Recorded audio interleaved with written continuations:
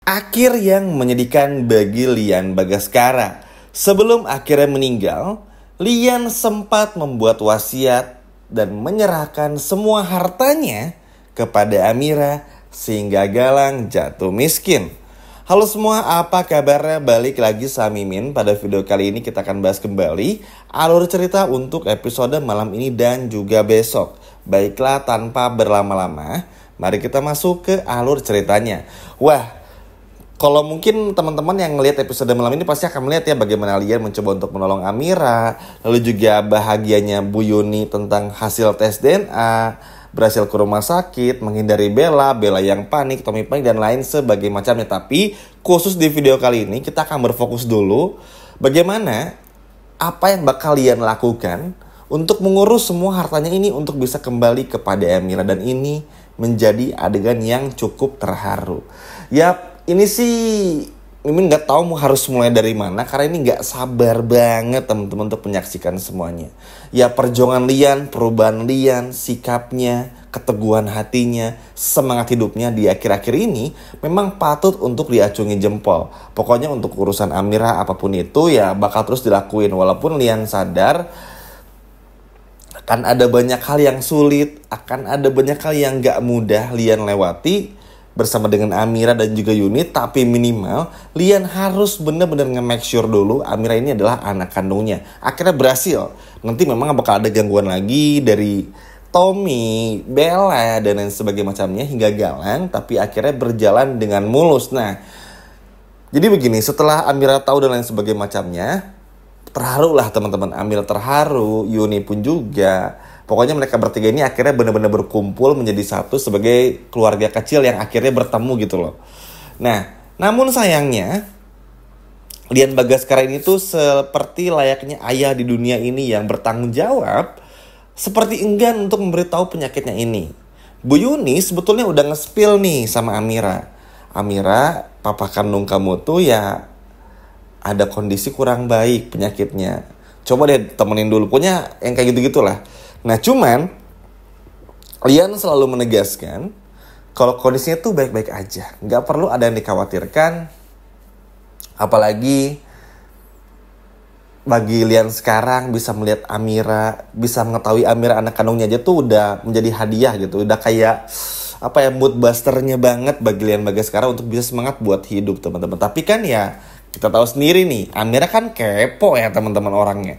Pasti bakal mencari tahu juga. Namun disinilah yang bikin sedihnya, karena Lian akan mengurus bersama dengan Markus, anak buahnya mungkin teman-teman tahu, mencoba untuk mengalihkan semua harta bendanya, mohon maaf maksudnya, untuk beralih tangan kepada Amira hingga membuat surat wasiat.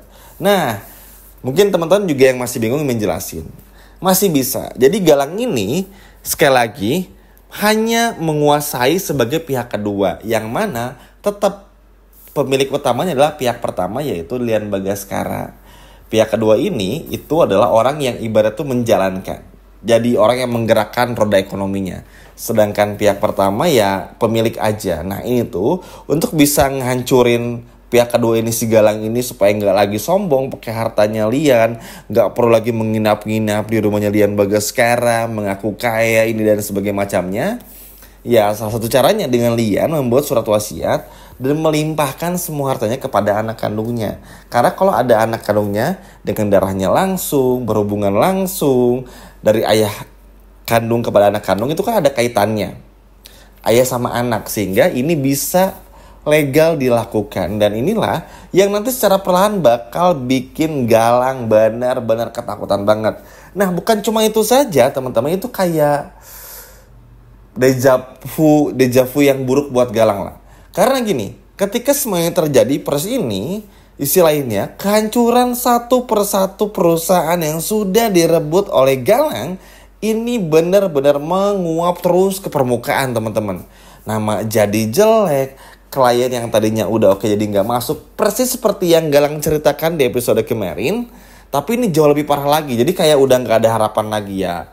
Namanya perusahaan swasta, kalau nggak ada dana yang masuk dari investor, nggak ada klien susah. Contohnya kecilnya seperti kita punya usaha, misalnya penjual bakso atau apapun itu.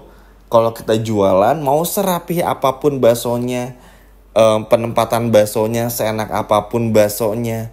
Namun ketika tidak ada pembelinya ya kan nggak ada uang yang masuk. Nah, kurang lebih analoginya seperti itu. Galang ini kan citranya terlihat bagus sebagai Rafael Adinata, penguasa langit dan bumi ibaratnya teman-teman. Penguasa harta dan itu dengan kesombongannya Galang. Tapi Galang lupa nggak punya kemampuan untuk sustainable perusahaan tuh seperti apa, menjalankan perusahaan tuh seperti apa. Makanya Dian Bagaskara ini nyindir terus si Galang ini. Bahkan kalau teman-teman ingat perkataan dari Bastian Rahardian beberapa waktu yang lalu, Bastian sempat bilang ini masih membekas banget nih diingatan Mimin karena ini tuh selalu ngena nih sama Galang. Ketika Galang ini mulai jatuh kan, perusahaan mulai runtuh dan lain sebagainya macamnya, kata-kata dari Bastian tuh akhirnya terngiang-ngiang lagi. Bukan cuma dari Mimin tapi juga dari Galang, yang akhirnya berkata seperti ini. Galang itu bagus tapi larinya terlalu cepat sehingga nggak bisa manfaatin situasi, ngebaca situasi. Jadi yang harusnya misalnya direm dulu, harusnya nggak perlu beli ini beli itu, tapi karena ngerasa paling hebat segala dibeli aja, lari itu dulu. Yang penting lari aja gitu. Nah ini yang nggak dibaca dan nggak bisa dibaca oleh Galang. Sedangkan Bastian Rahardian ini kan pengalaman sebagai pebisnis dan juga pengusaha, tahu betul kapan saatnya berhenti, kapan saatnya maju, kapan saatnya untuk menahan atau hold gitu. Tahu, jadi sehingga bisa menjalankan perusahaan tuh bertahun-tahun, sustainable namanya. Cukup cukup grafiknya tuh cukup konsisten gitu teman-teman, sehingga inilah yang menjadi perbedaan dari Galang dan juga si Bastian ini. Nah, bingung kan Galang? Rahardian hotel hancur episode kemarin pun, sekarang makin hancur, perusahaan lain pun juga makin hancur. Dan ini pun juga bikin Galang tuh semakin sulit untuk bisa berpikir karena Amiranya yang gak pulang-pulang. Jadi kayak makin hancur aja. Makanya kalau teman-teman juga masih ingat ini flashback sedikit, Lian pernah kan mukul Galang karena Galang yang selalu bikin Amira dan gak konsen sama pekerjaan. Nah ini kelemahannya Galang. Makanya kalau Galang udah galau tuh benar-benar nggak bisa mikirin semuanya. Sedangkan namanya perusahaan kan harus jalan setiap hari. Ada karyawan, ada pekerjaan yang harus dikerjakan, orang marketingnya cari klien, cari investor dan sebagainya macamnya. Akhirnya kan nggak bisa berjalan karena pemimpinnya aja galau nih si Galangnya.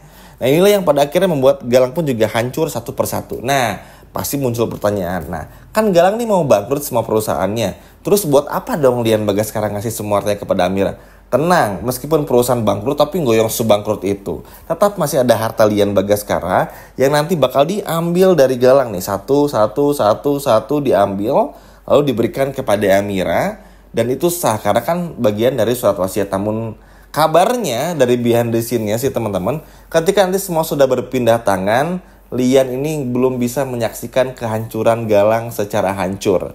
Jadi kan Amira sempat bilang ya, di beberapa hari yang lalu, bahkan episode kemarin pun juga kita diperlihatkan kembali adegan flashback kalau Lian Bagaskara harus sehat, harus kuat, punya stamina yang bagus supaya bisa melihat kejatuhan Galang. Nah kabarnya karakter Lian Bagaskara itu nggak bisa melihat itu, tapi sempat mindahin beri surat wasiat supaya harta pindah ke tangan Amira dan Galang jadi jatuh miskin.